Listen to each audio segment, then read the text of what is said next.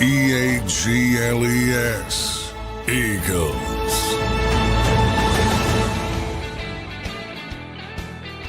Welcome in, everybody, to a Monday edition of Birds 365 here on JAKIB Sports. I'm your host, Zander Krause. That's my co-host, Johnny Mack, John McMullen. Another week kicking off here on the show, getting ready for Eagles mandatory minicamp this week. Johnny Mack, how you doing on this Monday morning, brother?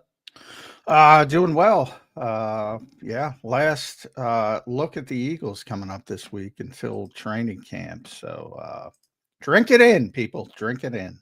Yeah, what do they get? Like a 6-week layover? Is it a 7-week layover? Somewhere in that range. They're not back on after tomorrow. They're not back on the field until training camp.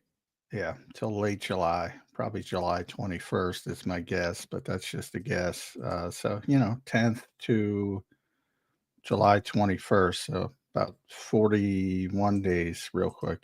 42 days. It'll be 6 weeks. 22nd, most likely. But so just over a month. Recharge the batteries, and again, the really, really good players. They're not just going. They might take a week or 10 days, but they got to keep grinding on their own. And that's really one of those underreported stories in the NFL. That's what really sets people apart in the modern environment, because you're not around the team. You can't be around the team. It's collectively bargained out. So you got to keep yourself up and keep yourself in shape and keep yourself in tip-top condition without. So when you say that, they're not allowed to go to the NovaCare complex? Well, the guys who are locum can go work out, but they can't do anything with the. Right. They could use it as a gym. Yeah, they can't do any team setting things. Exactly. Okay. So yeah, they can go lift and things like that, but that's it. You can't work with the coaches. You can't have meetings. You can't talk about football. You can't do any of that stuff. And when I say work out, it's not just about lifting weights. It's about, technique and fundamentals. We always talk about quarterbacks and mechanics, but that same holds true for pass rushers and handwork and footwork and offensive linemen. That's why Lane Johnson helped start offensive line masterminds. That's why Travis Kelce and George Kittle and Greg Olson started Tight End University. You have all these little things around Von Miller's Pass Rushing Academy for many years. So that's the reason those guys started those things up. Yep, no doubt about it. So those will be happening between mini camp and training camp. Johnny Mack, 1 day of mini camp. That's tomorrow. So you'll be heading down there after the show tomorrow. What are you looking to see, John, if anything? Only 1 day feels crazy to me, but that's what it is. It's 1 day mandatory. Devontae Smith, others probably flying back to the city for the 1 day mandatory camp. What are you looking forward to, Johnny Mack, tomorrow? Yeah, it's some of that, Devontae. I think it's interesting the way Nolan Smith spoke about, he thinks he'll be cleared to strike physicality, which, for me, it seems silly to do it for a day, but then again, you kind of frame it as, again, what I just explained. It's not like that he's not going to be doing anything from June 11th and put in a bubble June 11th and come out of it late July. So, right. He's cleared. So from that perspective, similar thing happened to Anaya Smith, much less important player, but he had March surgery last year and wasn't cleared until the mini camp. Now the mini camp was longer than 1 day last year, but he was cleared for the mini camp. So we'll see how that shakes out with Nolan. I think the chemistry is a big part of it. We haven't gotten to see the Eagles offense with Devontae and AJ. AJ's here, but he hasn't been doing anything in team drills for the most part. So I imagine they'll try to get those guys involved, and things look a lot better when it's AJ Brown, Devontae Smith, Jahan Dotson, rather than Jahan Dotson, Terrace Marshall, and Anaya Smith. That's a big difference, John. Yeah, that's a big difference. So we'll get to see some of that. Drew Makuba, he likes Drew. I think had a strong start in OTAs. I think it's pretty clear the Eagles want to get him on the field early. So we'll see how that continues to progress. And then everybody talks about the constant churn and offensive coordinator, play caller, Kevin Petula. It's been pretty smooth this summer. And the last thing you want this spring, the last thing you want is to have a bad close and you have that 6-week dead period. And all people are talking about on shows like this one and other ones that have copied it are, yes, I copied. You know, all you're talking about is the negative. You don't want that. It's not that big of a deal, but you just don't want that. I mean, they overcame it last year. They didn't have a good spring offensively, and they won the Super Bowl. But it's just something to, you know, to keep on the back burner. Nobody's talking about it. That's all people talked about last year was the constant change. Right. Nobody's talking about it this year because it's been so sharp. In OTAs. And who do you think deserves credit for that? I think or is it not a credit thing? Is it just an evolution of what this offense has been the last couple of years? I think it's just comfort level, really, you know, versus last year. Which, because I think a fair question would be like, what do you think Kevin Petula learned from watching the way that the Brian Johnson saga and unfolded and ended, then to Kellen Moore, and then now to him who has the job this year? I'm sure he learned something watching that process from obviously. Yeah, I mean, he's watched every process from Nick Sirianni to Shane Steichen to Brian Johnson. So he goes all the way back to that. So yeah, you learn. That's what you do as a coach, as a player. You learn through all those incarnations, and you know, they've gotten you know, Kevin's probably best suited, other than Nick, better suited than anybody because he's been here the entire time. And I think that helps because he's been you know, he's been not overwhelmed. You got to ask the questions about, you know, the failure of Brian Johnson when they promoted in-house. I never get those people who make those comparisons, but whatever. I mean, they're different people, but you know, the thought is that, well, you promoted in-house and it failed. I don't even think that's the right term because I've said that pretty consistently. And then last year you went outside the organization and it succeeded. So, you know, talk about, you know, a leap of faith to assume that, oh, well, then you just have to go outside the organization and hire any goofball and you're going to be successful. It just makes no mistake on a base logic level, but everybody, not everybody, but a lot of people go there. It's weird to me. Yeah, we'll see what ends up happening here down at camp, John. Plenty of storylines. One of the interesting ones, too, that you wrote about, John, on Sports Illustrated was the special teams, the return game. The Eagles did not only lose Britton Covey, but they lost Kenny Gainwell and Isaiah Rodgers, all three guys who took on the brunt of punt returns and kick returns for this football team. So that's actually going to be a little bit interesting to see. Is it Cooper DeJean? Is it Avery Williams? I think that's something interesting to see as well, because special teams is one of those things we put in the back burner, but it is important still, and it does have an impact on the game. Yeah, I would say punt returner more than kickoff returner. But, you know, they changed the rules. They are moving it out to the 35, so maybe that makes more people willing to kick it to where the returner has. So maybe that does pop up, and it's a little bit more meaningful than it has been. But just from a volume standpoint, since went up a little bit last year, but teams kind of figured out that, hey, you know what? It's better to have them start at the 30 than risk somebody returning it. And everybody just went back to kicking touchbacks when possible. Now, maybe it changes a little bit, but punt return has remained important throughout the entire process, even though the punters have gotten better. And there's less returning from that aspect of it. But the good thing is, I would say, is that the Eagles have people that can do it, but they don't want them to do it. So obviously Cooper's a very good punt returner. And if you have to have them do it, you can have them do it, but they just don't want them to do it. And the same thing at kickoff return, because of Will Shipley, and sort of the plan is to elevate him to be Saquon Barkley's backup. So he could do kickoff returns, but they don't want him to do kickoff returns. So that's their default setting. They can always fall back on those guys and be fine. But Avery Williams is the guy that they brought in to really probably do both jobs, because he can do both.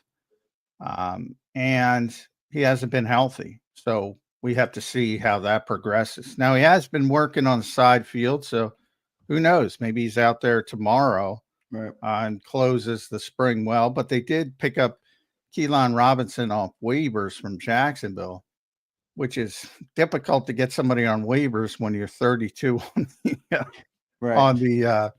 on the priority list. So, part of me thinks the Eagles were probably surprised they got him.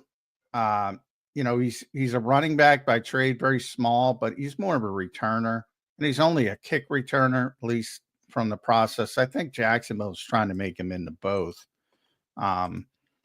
So I don't see any long-term really pushing of anybody there. To me, it's about, is Avery Williams healthy? Can he do both jobs? And if he can, he's going to be your returner. And if he's not, then you have to start talking about double duty for Cooper and Will, which they probably don't want to do, but they have to do. They've already done it with Cooper. They'll do it again. Yeah, I mean, Will doesn't concern me. Cooper, who potentially has, a star level upside, superstar level upside. I don't know if you want him returning, but I agree. They will do it if they need to do it. John, a little bit of breaking news happening in the NFL right now. I'll run it by you real quick. Ian Rappaport tweets out, the Packers are releasing star cornerback Jair Alexander today. Is that a name that interests you for the Eagles? We have talked a lot about the secondary this summer. Obviously, Darius Slay is gone. Isaiah Rodgers is gone. They're relying on Keely Ringo, Drew Makuba, Sidney Brown, a whole bunch of guys in the back end that don't have much experience. Does a guy like Jair Alexander make sense? Does he excite you? Is it something you think the Eagles would consider because he is now on the open market? Well, a very good player. So, could he help? Yeah. I mean, now injuries have really been the issue over the past few seasons. Really, I think 3 of the past 4 seasons he's played very limited games. So it's been a long stretch where he's had some real injury problems. But he's a really good player. He's one of the best cover corners in the NFL. When he's out there, I don't think he's a fit from the monetary standpoint. He's still going to get a lot of money. He's only 28. I know the Packers were trying to work things out with him, but things went too far there. Former All-Pro. I mean, this is a big time player, 2-time All-Pro. He's going to make a lot of money. Plus, he's a cover corner, and we've talked about that difference here. Right. Not necessarily being that he's the type of guy who's not going to be happy here. I think the Eagles are even beyond the money's number one. They're just not in a position to go out and make those big moves, or at least that's their mindset. They're being disciplined with it. I think they're fit too. I don't think they're going to go down that road with a man coverage corner style guy. I don't see it, but maybe. Yeah, I mean, but Slay was that. Right, and he switched. At what age did Slay switch? 30? Well, pretty much when Jonathan got here. So, because they shipped it to the Vic Fangio-like scheme. And he wasn't happy with it. Fletcher wasn't happy. People forget they weren't happy with it at the time until it started clicking a little bit. So, he could play well and, go chase a championship, that type of thing. But yeah, he's got, as you've seen things go south with the Packers, big personality, big guy, high maintenance guy. We just saw CJ go up again. Yeah, right. I don't see the fit at any level other than he's a really good player. And if he walks in tomorrow, he's your best corner. Sorry. Yeah. There you go. Because I know that's going to piss off Eagles fans who think Quignon's better. He walks in tomorrow, he's your best corner. I don't think he's a fit. We'll see what ends up happening with Jair Alexander. He's officially been released by the Packers. At least Ian Rappaport put that out. So they were agreeing to explore a trade this spring, but they obviously couldn't get it done, and they moved on with a clean break. So Jair Alexander is on the open market. We will see about that. John brought up the receivers at the start of the segment. Devontae Smith coming in, A.J. Brown coming in. Jahan Dotson returns for his final year of his contract here in Philly. The passing game chemistry, you'll see the first sign of that today or tomorrow, at minicamp, with presumably Devontae Smith being in attendance with AJ, with Jahan, with Jalen, with Patullo. I'm excited to see what you have to say about that tomorrow. Yeah, I mean, I don't know how much they're going to use them because they haven't used, as I said, basically AJ much at all in team drills, in OTAs. So I don't think you're going to see it a lot, but I do think they'll want to get them out there for a few snaps. And, I think it's more helpful for the other side of the football to kind of gauge where Ringo and Adoree Jackson are and, players like that. To see them going against big time receivers might make you think about Jair pretty quick, John, if you have those guys lining up on them in practice. Yeah.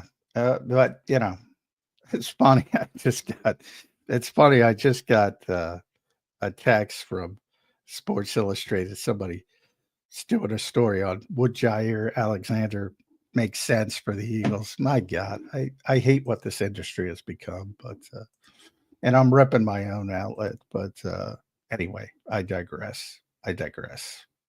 You're right about the industry, what it's become. It's a lot of clickbait, Johnny Mac. That's what it is. And a lot of clickbait. And there will be none of what I said in that story, so don't bother. Yeah, it'll none just of the be, the Eagles target Jair Alexander. Their corners are weak, and they could use them. I know. So could every team in the league use a great cornerback. All right, Johnny Mac, good stuff. We got Jeff Kerr coming up. Looking forward to talking to Jeff Kerr as we get ready for the mandatory minicamp. We are moving right along. I would assume we're 87 days away. I didn't do the countdown this morning, but I'm assuming we're 87 days away or somewhere around there until the season kicks off. Only 87 days. Yep, I was right. So only 87 days till the season kicks off. You got mandatory minicamp tomorrow down at the NovaCare Complex. John, what's the schedule? Do you go down there tomorrow after the show? Yeah, I it's the Eagles, so yeah, I don't have the actual schedule yet. Even one day out, we can't expect you to have the schedule one day removed. Come on, Eagles. No, not the actual date. Obviously, the Eagles are. I've joked about it. They're. I've talked about Andy. If you ask Andy what minicamp is going to be 3 years from now, he's got it mapped out. The Eagles are more fly by the seat of the pants when it comes to meetings and making time for other ancillary things like media and things like that. So it changes with this coaching staff. So we'll see. I do think practice is going to be in the afternoon. So, we know practice is happening, but I don't have the times or anything like that right now. Got it. We'll see what ends up happening with that tomorrow. Mandatory minicamp out there. How much access do you have, John? Is it a full day thing? Is it limited? Is it what kind of access do you get tomorrow? I don't have the schedule, Sam. Yeah, but I thought you knew how much access you got. Like OTAs, you knew what you were going to be. We get to watch the full practice. Yeah. As far as who's talking, I know Nick's talking. And then they'll have assorted players. I don't know when Nick's talking. I assume before practice, but yeah, don't have the schedule yet. But he's talking. I do know that. All right, and you'll have access to the practice. That's what I was asking. I knew you didn't have the schedule. Nolan Smith, Johnny Mac, coming back from the torn tricep. You mentioned in your article, do you bring him back one day? It's kind of an interesting thing to do, but what are you expecting to see from him out there? Obviously, he said all the right things, but that's definitely got to be somewhat of a concern coming in at least at this point in the year. I think he should be good by camp, though. Yeah, I think no question he should be good by camp. That's not one I'm concerned about when it comes to the start of training camp. But yeah, it is interesting now, and he's a big part of what the Eagles have to do. So, he's going to be basically the centerpiece of their pass rush if everything goes correctly. So obviously he's a very important player. And to me, you know, if you ask me, I'd be cautious with him. But again, if, you know, medical people say he's ready, then he's ready. You know, I mean, if you're cleared, you're cleared. So, you know, if you think about February to June, that's about right for a torn triceps. But, you know, he had a big brace on his left arm. He was working in individual drills.